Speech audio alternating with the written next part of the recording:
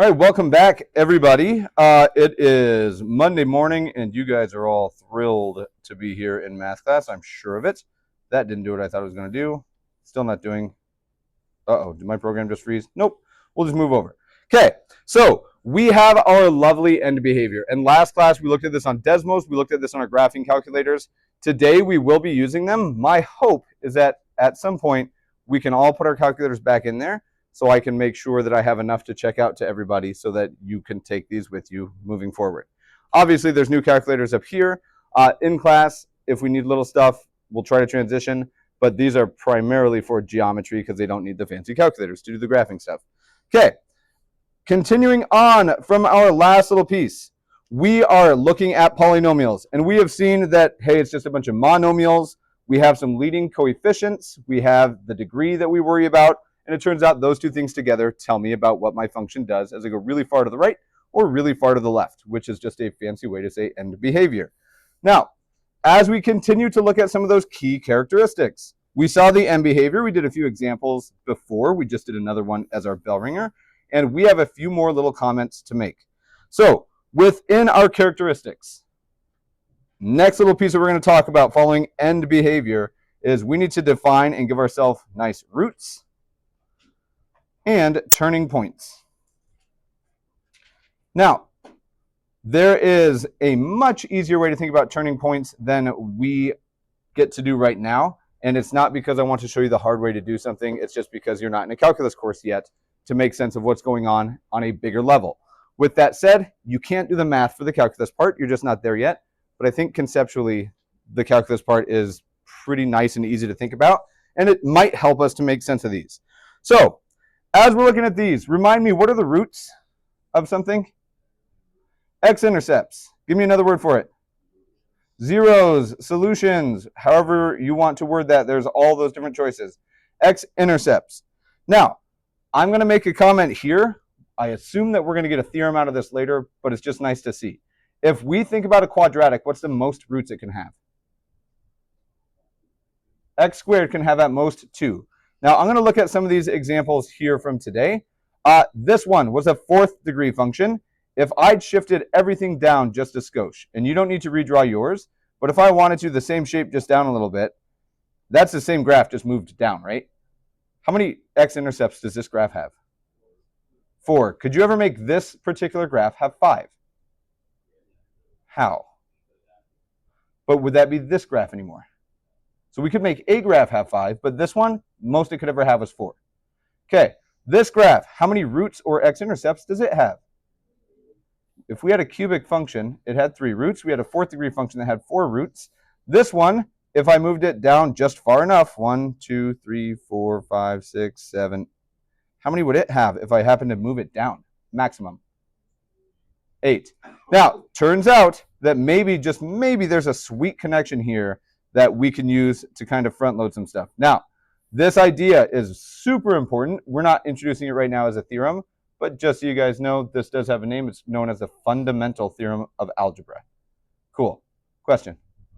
Okay. As we look at these, I'm just going to make that little follow-up comment.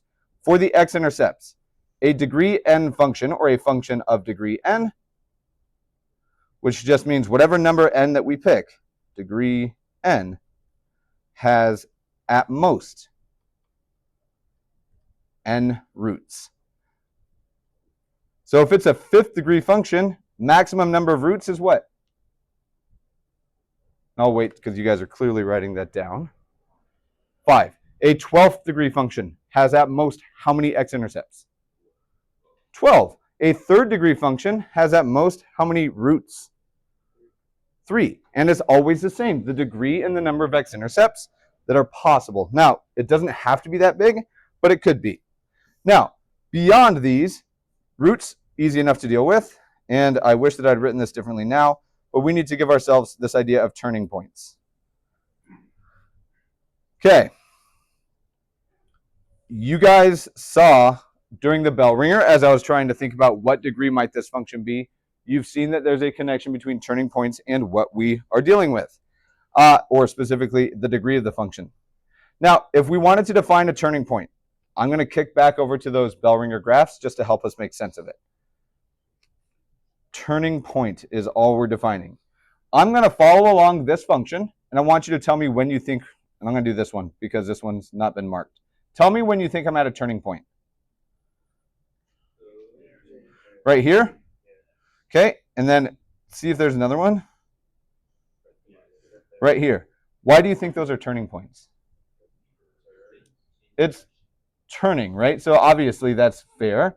Like there's nothing crazy about it. What I want you guys to do is I'm going to give you a minute, like literally 1 minute. I want you to try to give me a mathy definition of this. Not just that it turns, but something different about the function between here and here and here to here. What's it doing differently between here and here to identify a turning point?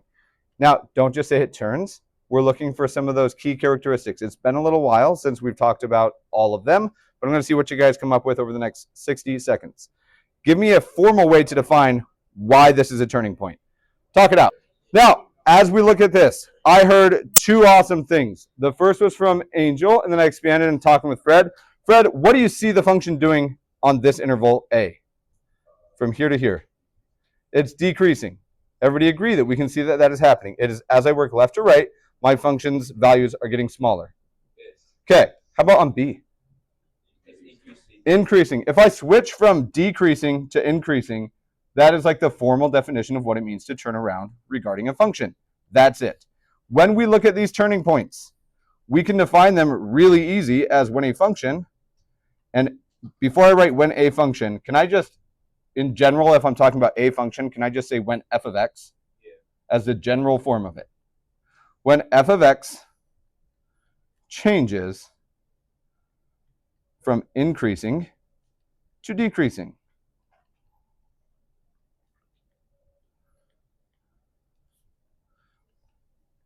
Now, there are ways to check this, and we could make this much more formal, and we will in future courses, but for now, this is sufficient. If my function changes from increasing to decreasing, or vice versa, we have found a turning point.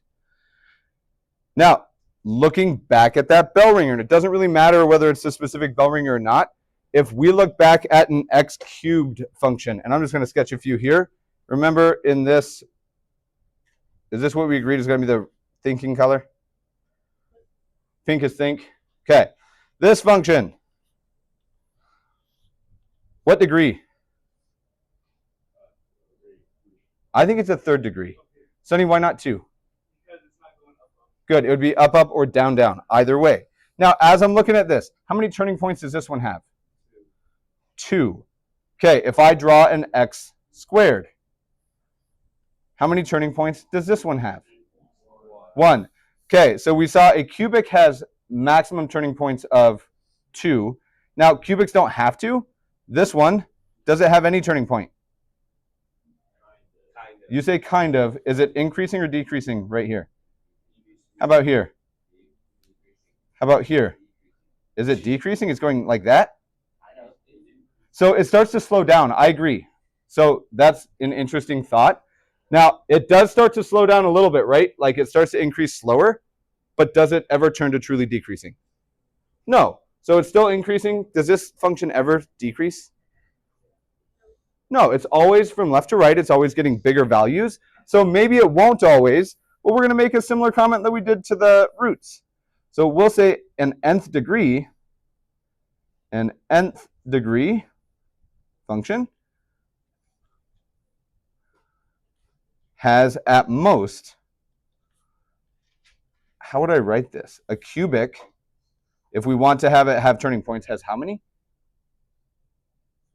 2. A quartic, which is the fancy language for fourth degree. If we draw a fourth degree up here, I'm just kidding. We're going to kill all this. If I were to draw a fourth degree, and we're just going to work with the assumption that here's, I'll just draw the thing again. How many turning points on that fourth degree? 3. So it's always how many less than the degree? 1.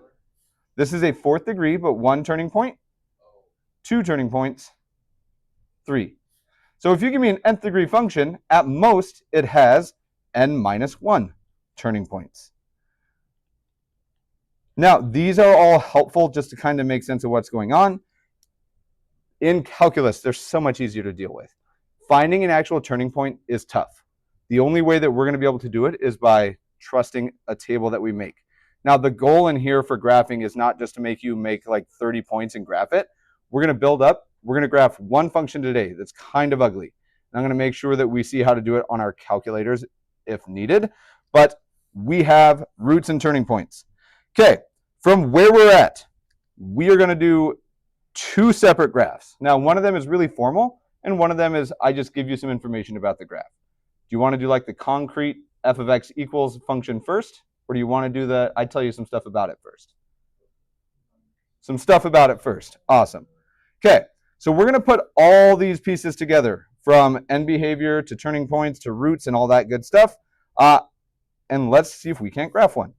Before we move forward, anything regarding roots or turning points that you guys would like further explanation on?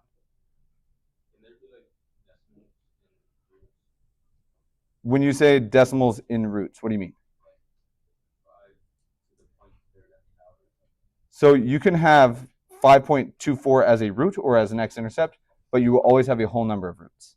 Yep, just like the degree is always n where it's a positive integer, always the same number. You can't have half of a root.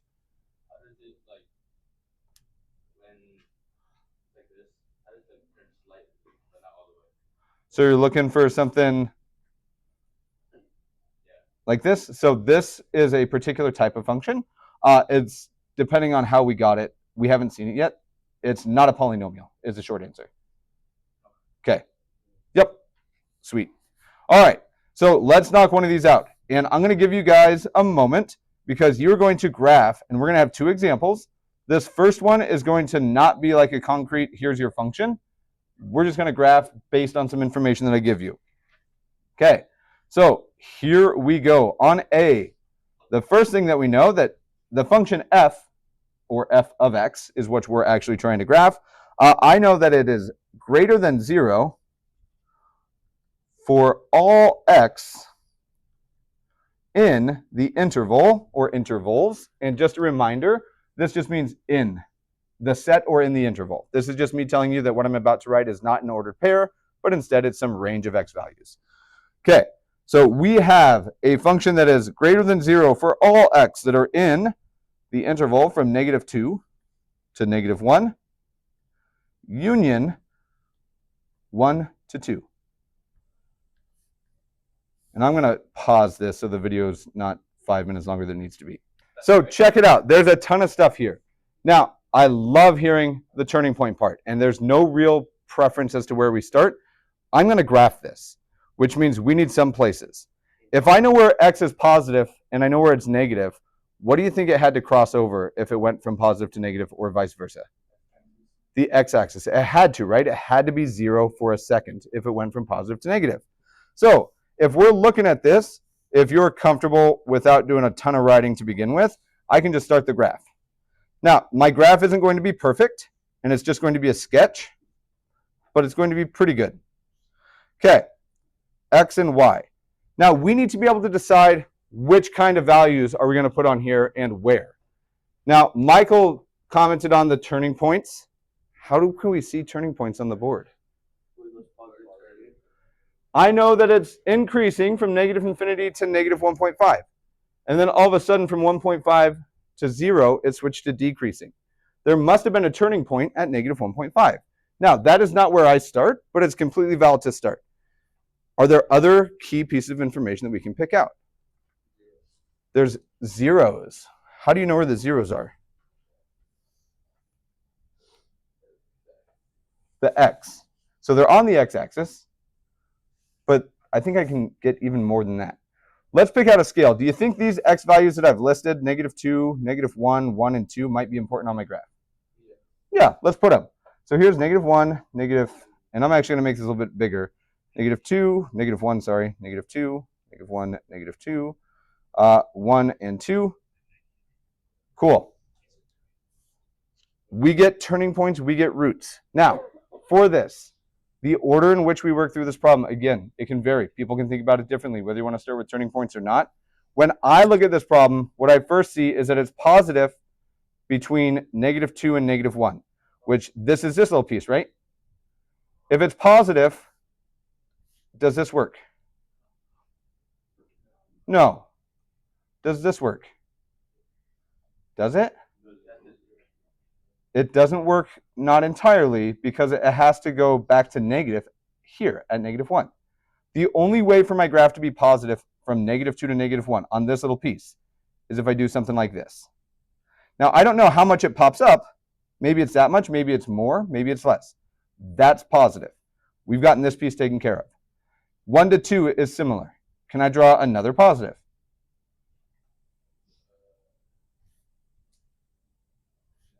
So why not? Why couldn't I just do something like that? Say that again? Not quite, because we said greater than 0, which just means positive. And we did -2 to -1. Here it's positive. Is it positive right here on my graph? Okay, so I got those two taken out. Now what's weird about this is we don't know how high up this went, right? It could have gone to here. Could it have also gone like all the way up here? Yeah, it still would have satisfied it, and it doesn't change anything for me. Okay, so we got those two knocked out. Now, while we're doing this, if we do this like really nice, we're going to be able to estimate our turning points nicely. This thing, Michael pointed out earlier that this thing goes from increasing to decreasing at -1.5. I see it's increasing up until -1.5, and then it's decreasing, starting on the other side. I should have a turning point at 1.5 or -1.5. Do I? Does this not turn? Oh, yeah, it looks like it does. Where should the other turning point be if it goes from positive 1.5 to decreasing at 1.5? It should be at 1.5. Is that roughly 1.5? And all I'm doing is I'm just shifting to this other turning point. Cool. All right. Any other info that we can get out of here? Let's check. Negative, for -infinity to -2. Okay. How do I draw that? From here, it's negative, right? Forever. Can I just do this and say, look at it go negative forever? Yeah, this thing is negative from all the way from -infinity to -2. Then I'm just going to check. Is it still increasing from -infinity all the way up until 1.5? Is it still increasing right here? I think so. So we just checked out that as well. Cool. We're negative and increasing. Got it. Okay. Negative from -1 to 1. Okay. Now, here's the only weird part. Is there any other turning point that we can pick out? I know I'm negative, so it has to be down here somewhere. But I'm decreasing up until where? From -1.5 to 0. So, cool. Is that decreasing from -1.5 to 0? I think so. Like that does it. And then from 0 to 1.5, what's it doing? Say it again. Increasing. Can I just connect this and increase it back through? Yeah, I think I'm increasing everywhere in here now, which is exactly what this just told me to do. So notice it's negative until 1, right? According to this. And then it's increasing up and from 0 to 1.5, which I think is right here. I think it is doing that. There's only one more little piece to draw on this. Say it again. 1.5 to infinity, what's it doing? Decreasing. So if it starts decreasing here, how do I keep it decreasing? Just keep going. Boom. Does this graph fit all of these characteristics? Where is it positive? What do you? Let's dig into it. To infinity. So you're saying we're greater than 0 from 1 to 2, which we were. It was supposed to be what from 2 to infinity? So decreasing from 1.5 to infinity. Was it supposed to be negative from 2 to infinity? Are you sure? What's this say? And is it? So negative, less than 0, right? This just means negative, which we certainly are. Okay, these ones are wonky. From -infinity to -1.5, are you looking here? On here? 2 to infinity. What does this say my graph should do? Is it negative from 2 to infinity? As I work further to the right, is this just going to have a negative value forever? We're okay. We cover it. I feel like you're asking the question. I'm not answering it. Because when we look at these, this is which value in these intervals? Good. We're only looking along the x-axis to see what the function's doing. Cool. Great questions. Okay, looking at these. We will have time to work on these in class. These ones are strange. I get it. They're super valuable when we start doing bigger functions. You have one of these on your assignment. We'll have time to practice in class, so if you have questions, we can clear it up. Let's do a much more formal graph real quick. Okay, before we move, other questions. Angel had some really good ones. RJ. Like, can you pick out a particular part? Like, I'm going to go ahead and label A for this little piece, B, C, and D. Which part do you want to dig into? So A, so let's look. We see that my function is increasing from negative infinity to where? So negative 1.5, right? So if I started over here and I'd say, look at me, I'm increasing up until negative 1.5, here it is.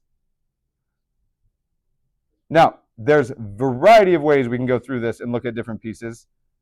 We'll get practice. If this is super stressful, I promise it won't be for a long time. Yes, sir. In here? Yep, every single one of them. X, X, X, and X. Yep, that's the whole reason that I did the X's in the setup stuff. Yep, these are not ordered pairs. These are ranges or intervals that we're dealing with. X in the range or in the interval. RJ.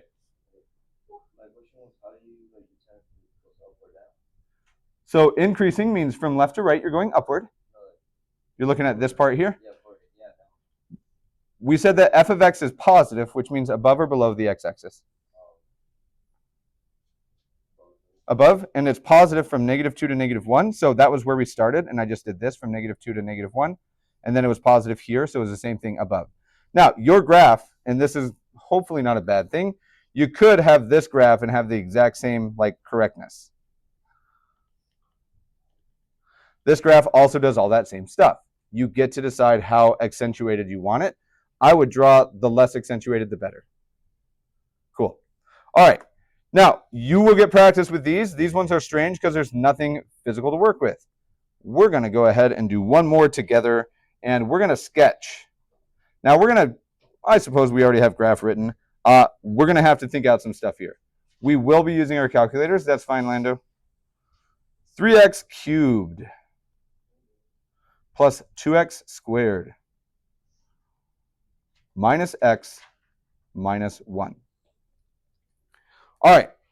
Now, as we look at these, we will get better and better at graphing these. And I promise there are some shortcuts coming. But for right now, the only tools that we have are M behavior is one big one that we have. And some association between the degree and turning points and all that good stuff. Okay. When we dig into problems like this, right off the bat, very first thing I want us to tackle is I want us to be able to define our end behavior.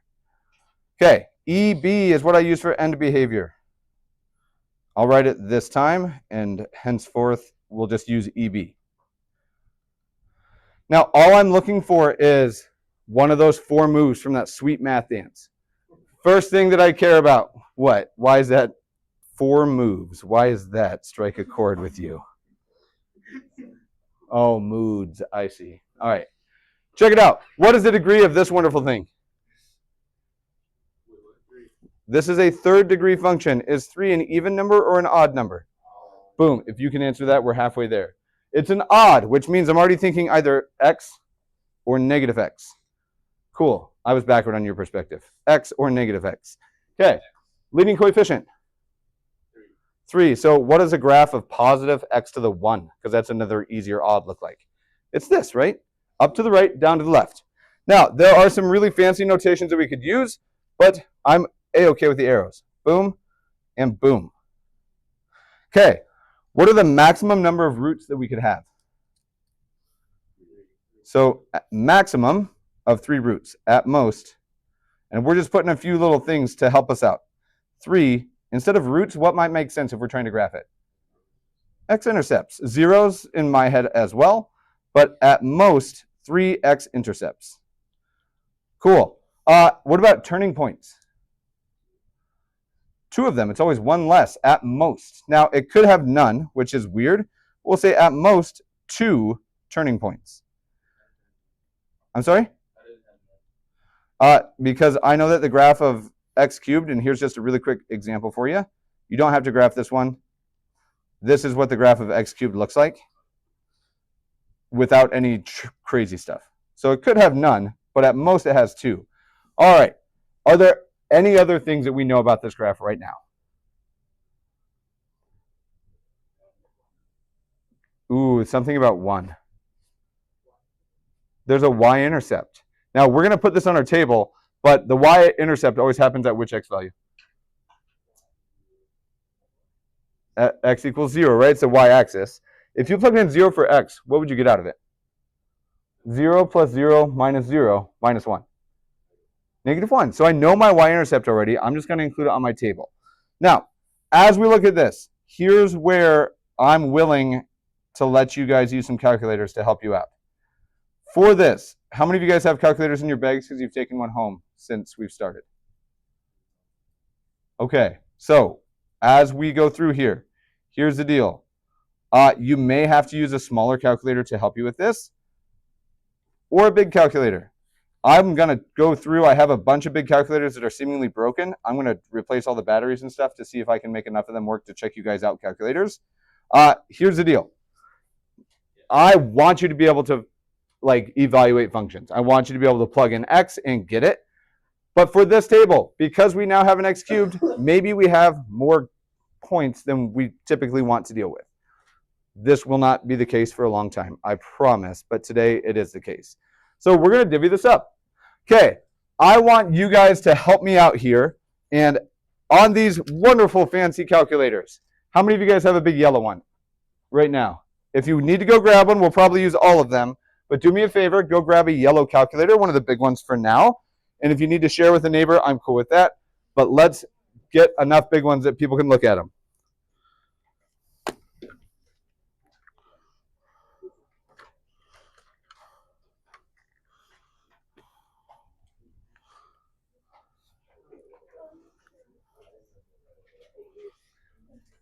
Okay, if you do not have a big yellow calculator in front of you, I want you to make sure that you have a neighbor somewhere and you're willing to share with them. I want everybody to be able to see this at least once. Now, you can do similar things with a calculator, the little smaller yellow ones, and we'll work out how do we use those ones as well, because last year in Algebra 2, what I saw was a lot of students, I didn't teach it, but people, when they don't like to graph, they default to this. And even if you don't know how to graph, can you get a rough sketch of your graph?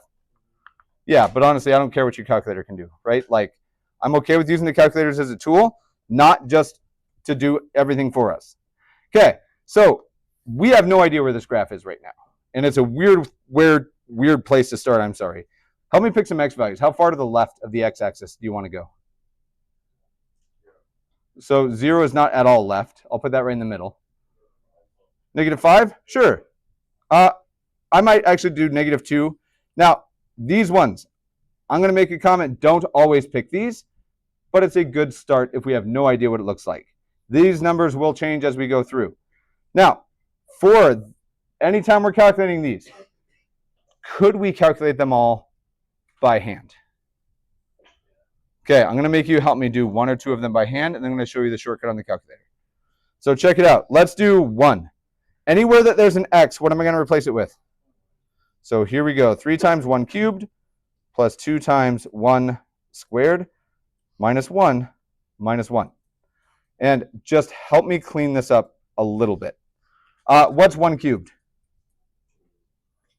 1 times 3. So this becomes 3 plus, what's 1 squared? 2 times 1? 2. And then this is just minus 1, right? What do we get when x is 1? 3. Okay. Can everybody do that? Let me rephrase that. Anybody feel like you can't do that calculation? Does anybody want to do that for every single of these values? I don't really want to. I was expecting a whole lot more no's than I got, as opposed to blank faces. So let's check it out. On your calculators, as we look at these, check it out. In the very top left, have you guys used these much before? Yeah. Okay, very top left, there's a y equals button. Hit it. Now, you might have something ugly in y1 right now. I'm not sure if you do or if you don't. If you do, just clear it out.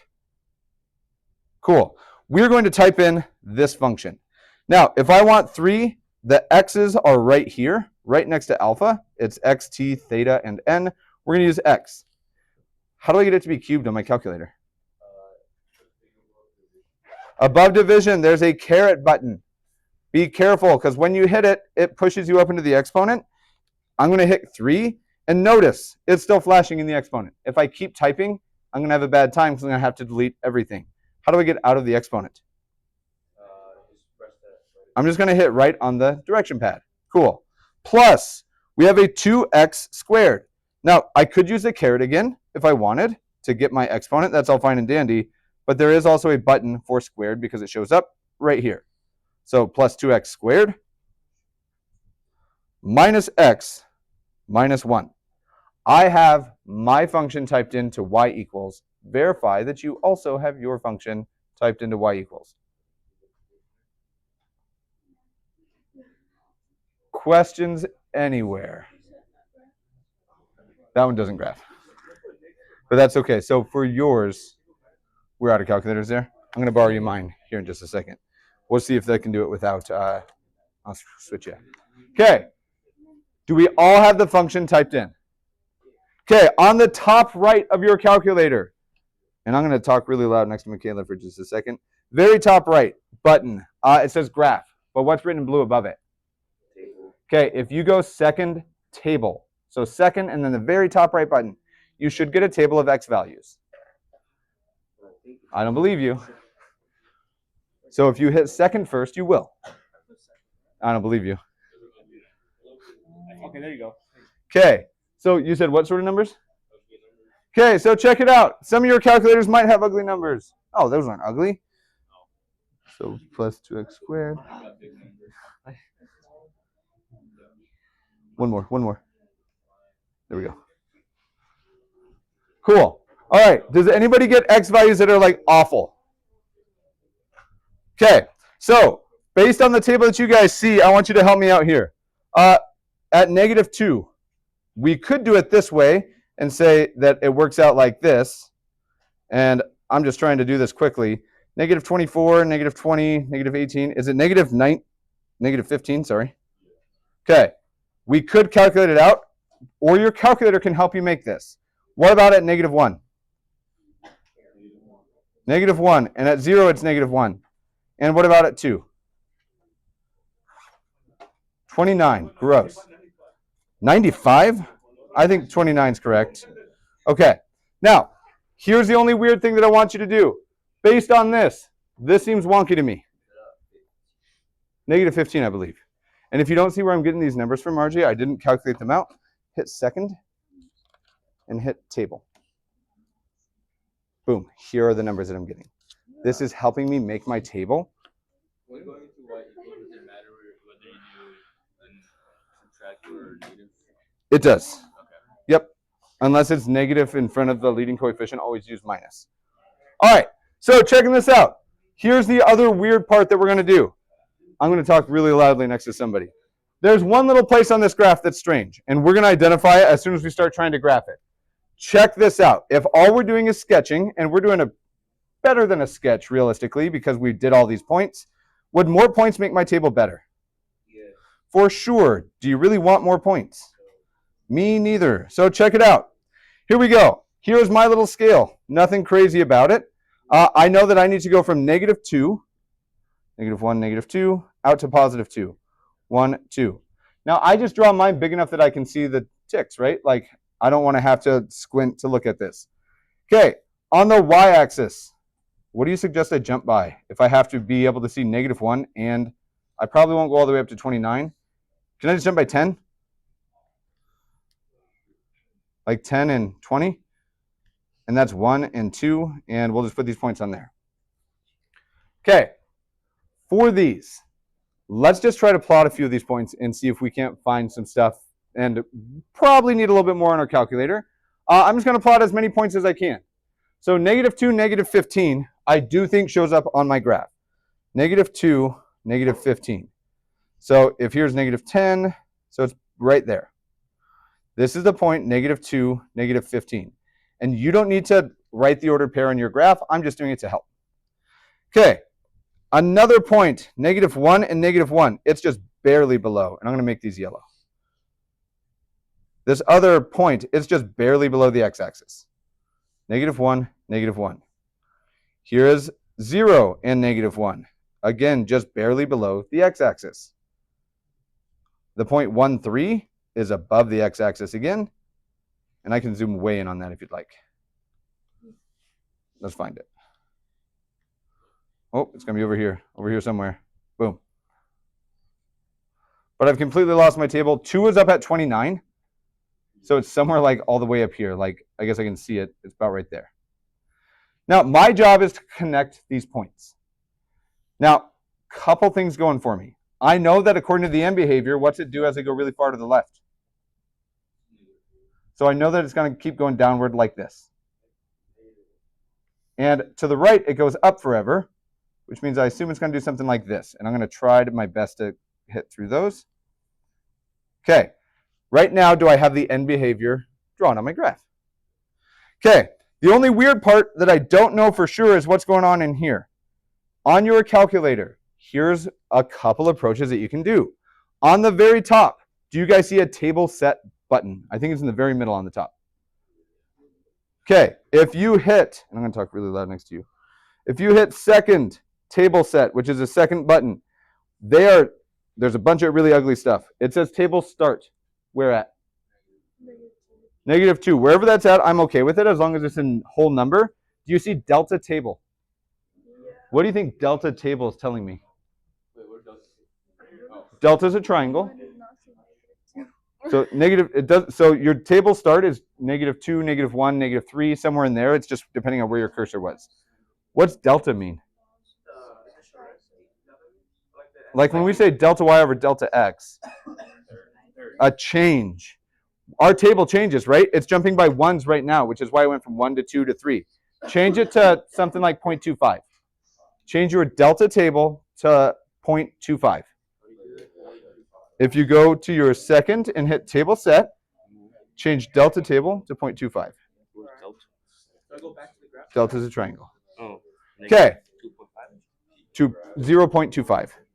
Once we've done that, delta table, that's triangle TBL, to 0.25, go back to your table. So let me see. Nope. So delta. So here's table. And then we're going to start at this, -1.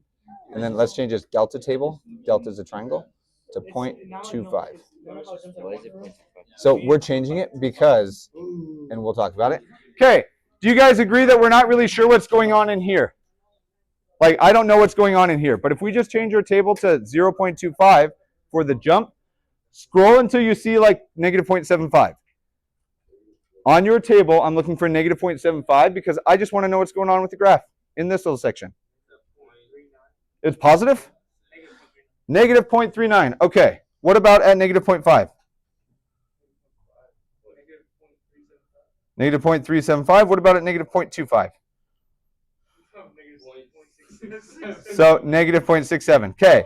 Looking at this, if I put these 3 extra points on here, which were only gotten from my table on my calculator, do I have a better picture of how we can draw this? Yeah. Now, if we go through these lines and we just draw this as a nice curve here, does this look like a cubic function?